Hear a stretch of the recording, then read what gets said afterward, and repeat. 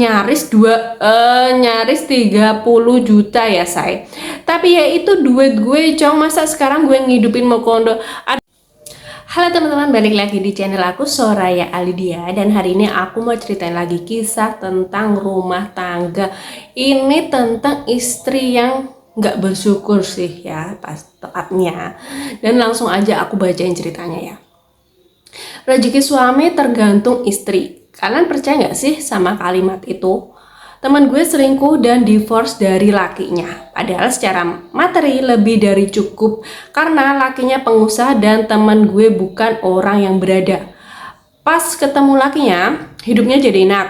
Makanya terlena dan sulit kelola uang. Sampai pas 11 tahun pernikahan sampai pas 11 tahun pernikahan. Di tahun kedua, keuangan rumah tangga udah diatur suaminya karena boncos terus. Jangan dipikirnya lakinya ini pelit ya. Uang bulanan lancar loh. Emang teman gue ini yang problematik. Emang orang tuh kalau udah santai ada aja pengen banget cari masalah. Suka banget sih ngadain masalah. Semuanya fine-fine aja ya. Sampai si lakinya bangkrut dan kelilit hutang. Teman gue sama sekali nggak mau bantu. Gue tanya kenapa, dia jawab, ya gue sih ada tabungan. Karena duit bulanan gue kan nyaris 30 juta ya say. Tapi ya itu duit gue cong, masa sekarang gue ngidupin Mokondo. Aduh, definisi Mokondo gimana sih? Dia itu loh suami kamu yang udah nge-treat kamu sedemikian rupa itu loh. Gue jawab nih, laki lu tuh nggak mau kondo, lu hidup enak juga gara-gara dia. Kecuali kalau dia pemalas dari awal, depak aja ya nggak apa-apa. Ini kan dia lagi butuh bantuan dan mau usaha.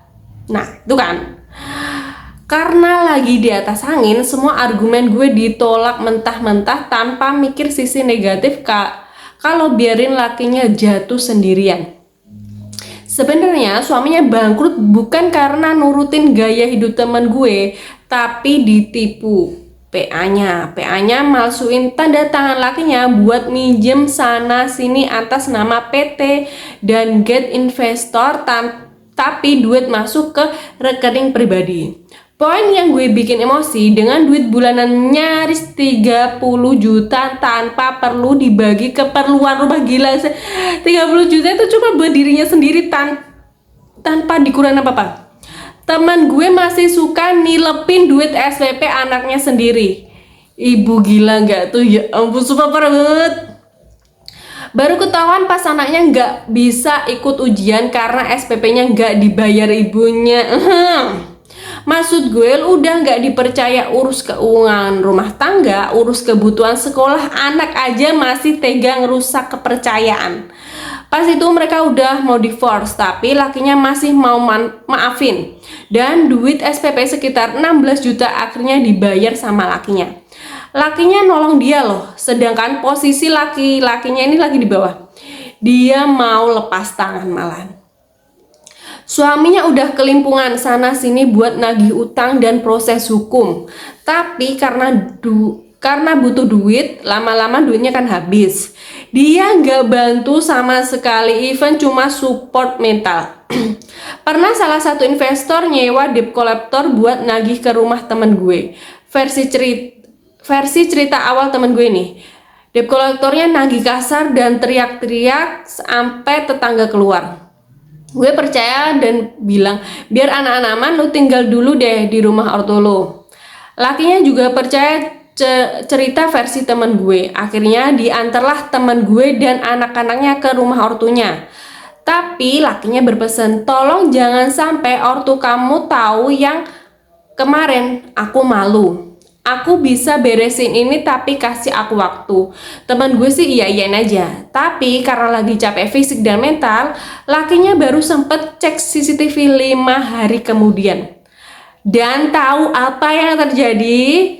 DC ngomongnya baik-baik di ruang tamu. Bahkan teman gue dengan kesadaran penuh mesenin minuman lewat aplikasi online. Ya ampun. Alias mereka itu ngobrolnya lama, bukan cuma 10 atau 15 menit. lakinya masih gak ada energi nih buat interogasi istrinya. Gue juga nggak kenal amat-amat sama mantan suaminya, jadi dia nggak cerita apa-apa ke gue karena pasti malu ya. Udah beberapa minggu lewat, tiba-tiba teman gue screenshot kalau dia download aplikasi dating dan match sama Brondong. Gue pikir cuma iseng dan udah di titik gak mau lagi kasih nasihat karena gue capek. Semenjak itu hubungan gue sama teman gue udah mulai berjarak demi mental health gue.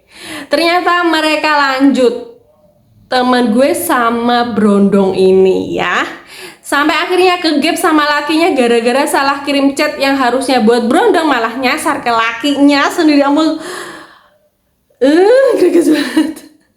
Di sini lakinya mau marah juga nggak bisa, cuma nyalahin diri sendiri. Tapi namanya laki, makhluk teritorial, dia mau bawa istrinya merantau ke kota kecil Jatim buat mulai hidup baru, buka usaha lagi. Tapi istrinya nggak mau karena nggak dibolehin keluarga istrinya. Jadi teman gue ternyata udah buka aib lakinya ke keluarga, padahal dia masih dinafkahin, cuma nominalnya berkurang dan lakinya masih bertanggung jawab buat biayain hidup anak-anak. Kejadiannya kan pagi, pas malam temen gue chat lakinya, sayang setelah aku pertimbangkan aku mau ikut kamu pindah ke kota lain. Tapi nih, besok paginya teman gue chat lagi, aku rasa aku nggak bisa ikut kamu, aku juga nggak bisa ada di pernikahan yang kayak gini. Kamu cuma nyamperin aku seminggu sekali karena kamu terlalu sibuk sama urusan kamu.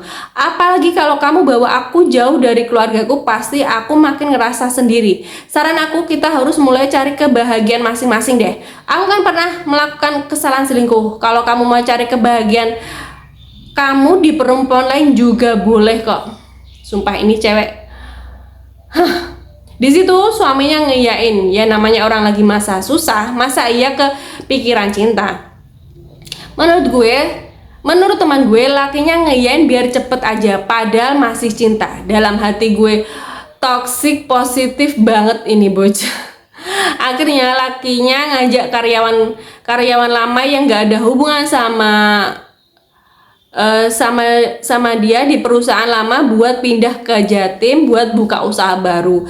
Akhirnya pindah dan mereka LDR. Dan ternyata laki-lakinya kepincut sama karyawannya sendiri. Tantrum lah temen gue ya. Padahal kita sama-sama tahu kan yang dari awal berniat mainin pernikahan ini temen gue. Pas lakinya ngeimbangin, dia sakit hati. Sama cewek baru ini, rezeki lakinya lumayan melejit.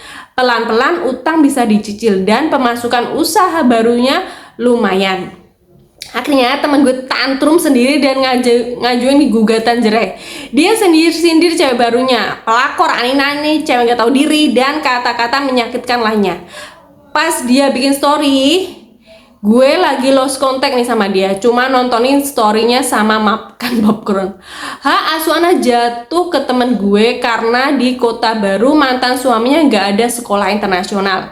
Jadi anaknya mau gak mau tetap di sekolah di kota gede sama ibunya karena belum lulus sekolah.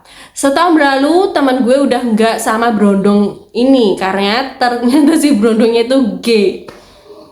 Setelah itu teman gue kontak gue lagi, minta maaf karena dulu nggak pernah dengerin ngomong gue. Ya sebagai teman gue maafin ya. Yang penting dia mau berubah buat dirinya dan anaknya. Dari situlah gue tahu cerita versi lengkap ini dan gue udah izin naikin di treat.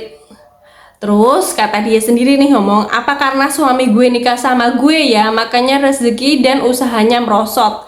Gue nggak bawa berkah buat dia karena sholat aja gue nggak pernah. Sedangkan sekarang hidup dia jauh lebih baik daripada gue. Gue nyesel senyesel-nyeselnya, mau minta maaf pun udah nggak punya muka. Ya namanya hidup, gimana sih kalau udah tenang semuanya settle, ngapain juga pakai aneh-aneh. Dan bisa-bisanya kamu bilang suamimu tuh mau kondo. Aduh, sumpah bener-bener definisi nggak tahu diri sih kalau menurut aku ya. Kalau menurut kalian gimana? Langsung aja kalian komen di kolom komentar. Menurut nih cewek kayak gini tuh perlu diapain, sumpah greget banget. Dan buat kalian makasih banget udah nonton video aku. Nah, kalau kalian punya cerita yang sejenis bisa banget kirim ke WhatsApp aku atau ke email aku. Aku tungguin ya ceritanya. Dan sampai di sini video aku. Sampai jumpa di video selanjutnya. Bye bye.